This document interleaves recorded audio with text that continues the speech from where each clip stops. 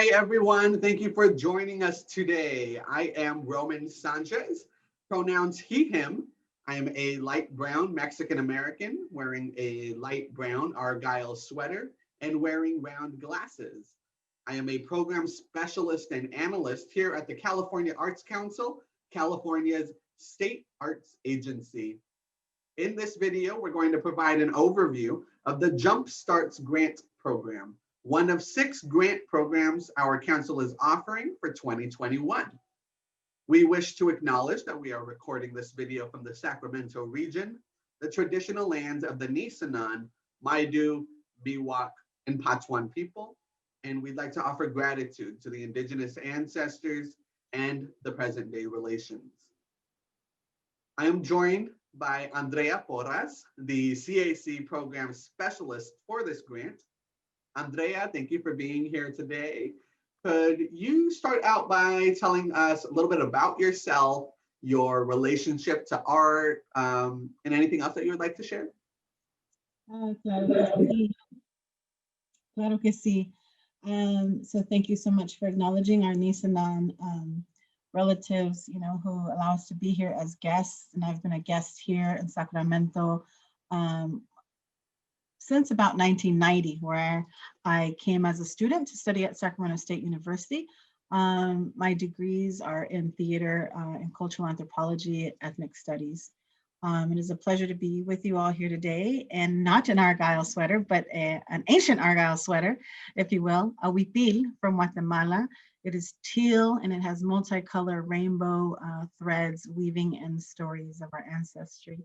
Also, light medium brown Chicana here in the sunlight. Thank you, sun. And here in my home where we're working from. So it's great to see and be with you all across California in this virtual way. I am a practitioner of theater, spoken word, performance, art, movement, and also a mother of a performing artist, a dancer, singer, storyteller, comedian, Jasol Amaru. So muchísimas gracias for your time, and we look forward to getting into a little bit of the details about StArts and how it might fit in your vision to apply to this year for your programming. Yes, thank you so much for sharing. And yeah, let's dig right in here. Andrea, can you tell us about the purpose of this grant program? Sure. The grant program is intended to support system-impacted youth or youth at promise with relevant arts education and residencies that respond to culturally specific, to very mindful curation of arts education to the needs of this population. So young people who have either spent time in juvenile detention centers, ICE, related encounters, or children or young people who were cared for by people who had been incarcerated or had survived instances like ICE in their life. So StArts offers 2 strands of programming in which organizations may apply for and receive funding simultaneously. It's not very common, but sometimes it does happen that people apply for full program support and or a planning grant support.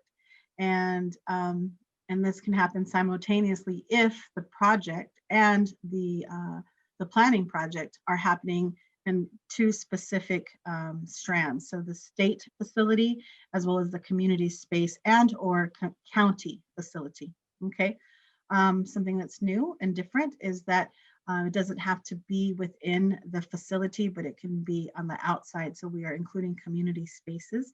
And of course, as you know, virtual programming. The full background and purpose can be found in the grant guidelines that we have ready for you. And these are available to you all on the CAC website.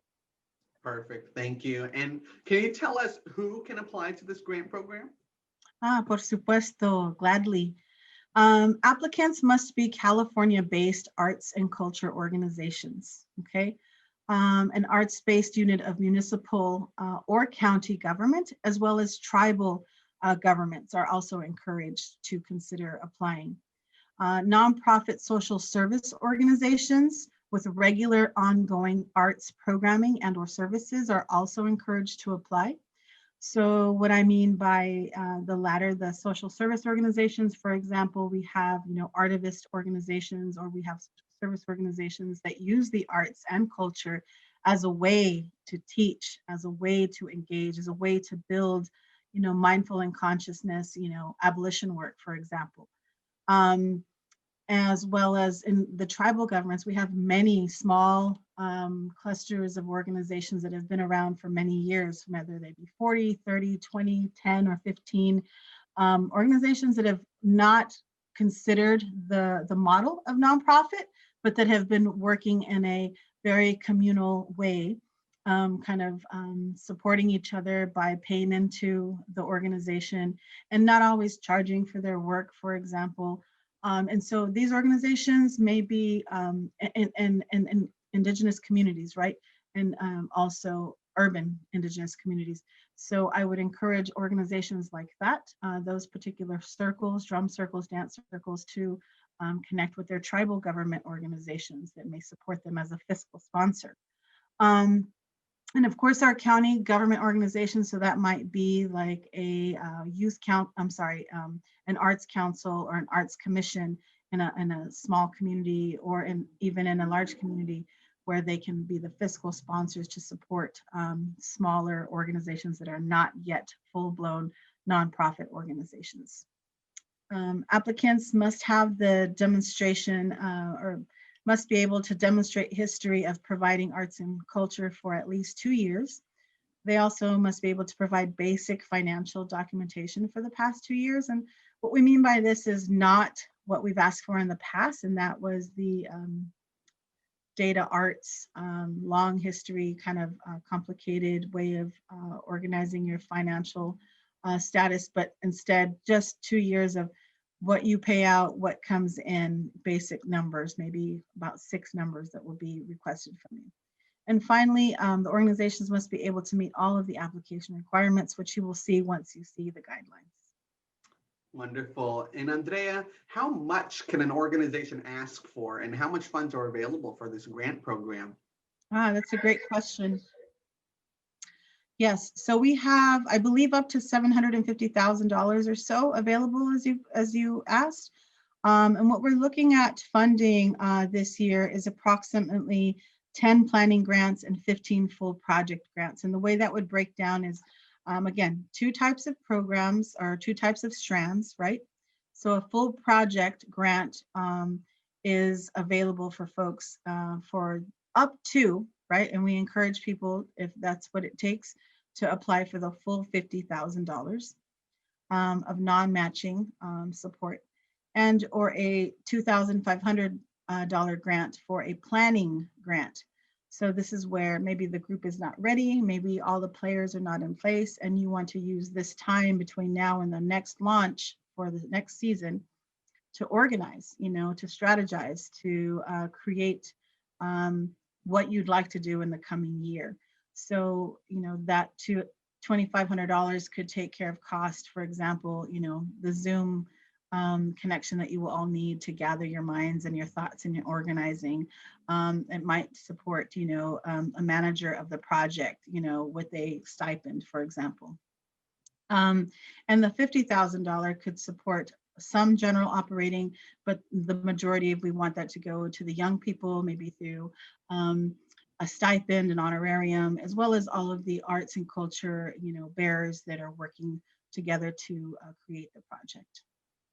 Wonderful. Thank you. And what are the review criteria specific to this grant program? Meaning, what are the qualities the panelists will be looking for as they review and rank the applications? Wonderful question. So the review panel will adjudicate applications based on 4 criteria: project design, community engagement and social impact, equity, and accessibility. So we have the opportunity to continue our panel processes, by which we select wonderful people from across the state with very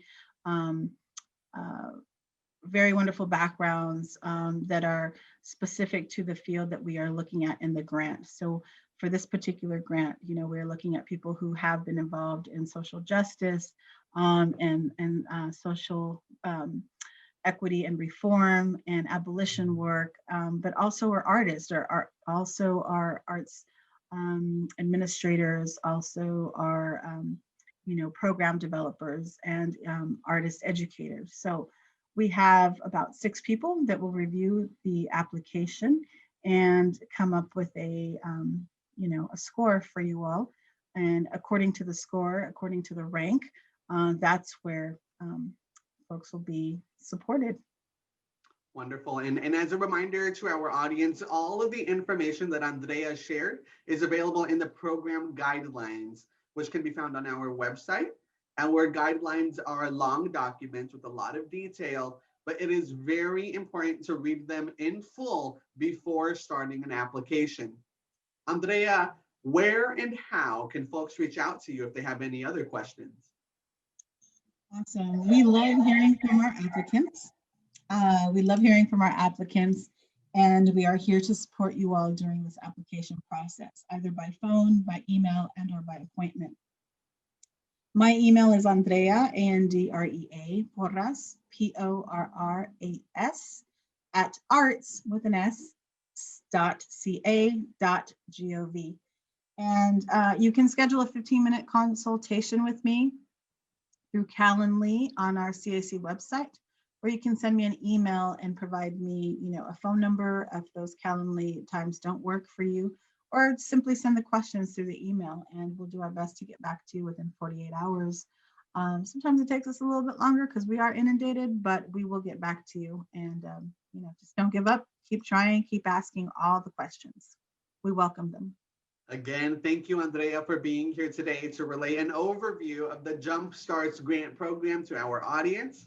And to you, thank you for tuning in. You can find similar overview videos for each 2021 grant program, as well as other useful resources to assist you throughout the process, all available on our website. See you at the next video.